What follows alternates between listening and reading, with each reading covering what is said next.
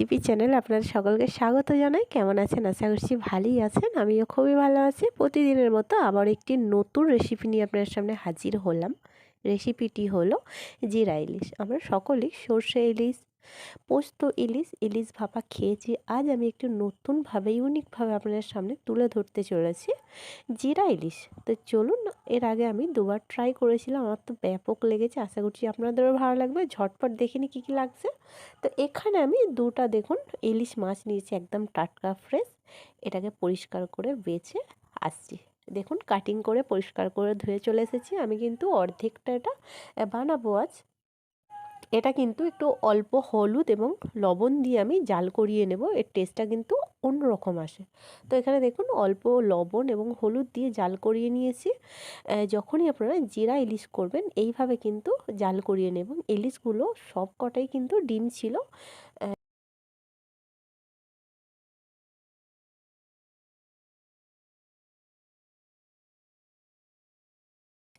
তো চলুন উপকরণে কী কী একটু দেখে নিই। এখানে আমি 250 গ্রাম পেঁয়াজ নিয়েছি, খুব স্লাইসটা দেখুন খুবই পাতলা মিহি করে কেটেছি। আর লাগছে এখানে 6 থেকে 7টি কাঁচা লঙ্কা এইভাবে চেরা লাগিয়ে নিয়েছি। এখানে মোস্ট ইম্পর্ট্যান্ট হচ্ছে জিরা। আমি জিরাকে পেস্ট করে নিয়েছি 3 টেবিল চামচ। হলুদ লাগছে 1 টেবিল চামচ। লবণ তো স্বাদ অনুযায়ী লাগছেই। আর লাগছে এখানে 25 গ্রাম সরিষার তেল। আপনারাও কিন্তু সরিষার তেলটা ব্যবহার করবেন।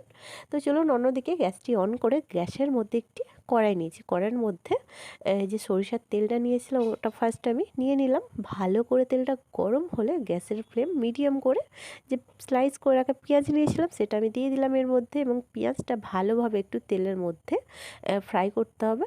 মানে যতক্ষণ না পেঁয়াজের যে এক্সট্রা ময়েশ্চার থাকে, মানে জলটা যতক্ষণ না শুকিয়ে আসছে, বেশ নরম নরম হয়ে আসছে, ততক্ষণ আমি তেলের মধ্যে এটাকে জাল করিয়ে নেব। পেঁয়াজটা আমাদের ভালোই সফট হয়ে গেছে। এই স্টেজে আমি লবণটাও দিয়ে দিলাম। লবণটা দেওয়ার পরও কিন্তু আমাদের পেঁয়াজটা আরও সফট হয়ে যাবে, এবং 1 মিনিট মতো পেঁয়াজের সঙ্গে একটু নেড়ে চেড়ে নেব যাতে লবণটা পেঁয়াজের সাথে একেবারে অ্যাবজর্ব হয়ে যায়। তো চলুন এই স্টেজে আমি হলুদের গুঁড়োটাও কিন্তু অ্যাড করব। আমাদের কিন্তু মশলা একটাই নিয়েছি আমি, অনলি হলুদের গুঁড়ো। তো হলুদের গুঁড়োটা আমি দিয়ে দিলাম। এটাও কিন্তু 2 থেকে 3 মিনিট মতো পেঁয়াজের সঙ্গে একটু ফ্রাই করে নেবো যাতে হলুদের কাঁচা গন্ধটা নষ্ট হয়ে যায়। গ্যাসের ফ্লেম কিন্তু একেবারে মিডিয়াম করে রাখবেন এই স্টেজে। আশা করছি এতক্ষণে বুঝতে আপনাদের কোনো রকম অসুবিধা হয়নি। এইবার আমরা কি করব, যে চেরা লাগানো কাঁচা লঙ্কা নিয়েছিলাম সেটা আমি এর মধ্যে অ্যাড করব, এবং আবারও কিন্তু 2 থেকে 3 মিনিট মতো তেলের সাথে পেঁয়াজের সাথে একটু ফ্রাই করে নেব।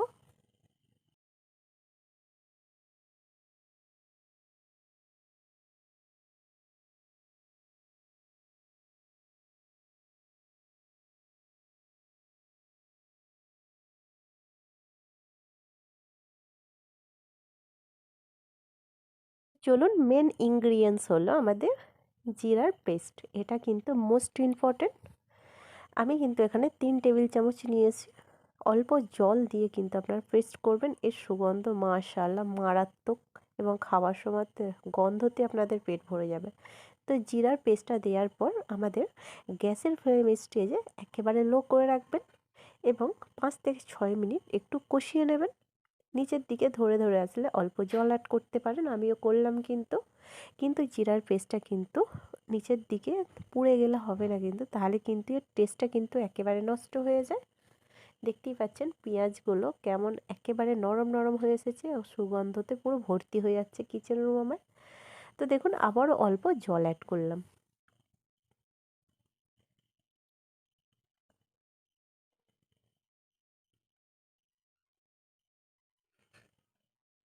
6 থেকে 7 মিনিট কষানোর পর যখন দেখবেন ওপরে তেলটা ভেসে এসেছে, এই স্টেজে আপনারা 1 গ্লাস জল অ্যাড করবেন,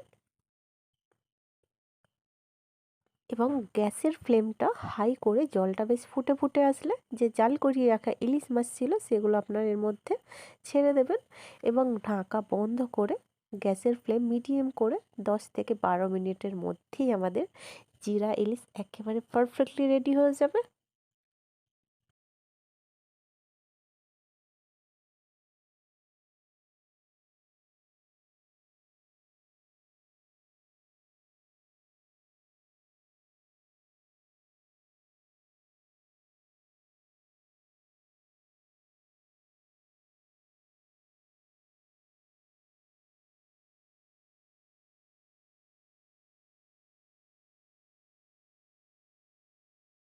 তো 10 থেকে 12 মিনিট হয়ে গিয়েছে, তো চলুন একটু চেক করে নিই। মাশাআল্লাহ, যা সুগন্ধ বেরিয়েছে, আমার তো নাক পুরো বন্ধ হয়ে এসেছে, বিশ্বাস করুন।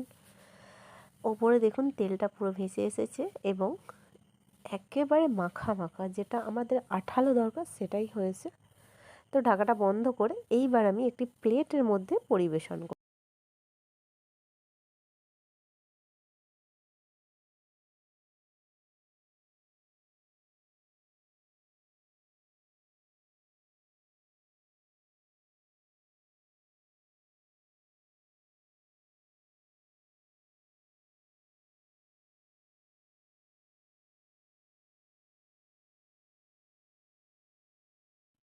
তো বন্ধুরা, কেমন লাগলো আমার জিরা ইলিশ অবশ্যই কমেন্ট বক্সে জানাবেন। আপনারাও কিন্তু বাড়িতে ঝটপট বানিয়ে ফেলুন এবং মেহমানকে, বাড়ির লোককে অবশ্যই বানিয়ে খাওয়ান। নতুন একটা ডিশ, অবশ্যই তারিফ করবেন, খুবই ভালো লাগবে, দারুণ লাগবে। আমাদের রেসিপিটি কেমন লাগলো অবশ্যই কমেন্ট বক্সে জানাবেন। ভালো লাগলে একটি লাইক করবেন, শেয়ার করবেন। এই ধরনের নতুন নতুন রেসিপিতে আমাদের চ্যানেলটি অবশ্যই সাবস্ক্রাইব করবেন, পাশে থাকা বেল আইকনটি প্রেস করবেন। ভালো থাকবেন, সুস্থ থাকবেন। নেক্সট নতুন রেসিপিতে আবারও দেখা হচ্ছে।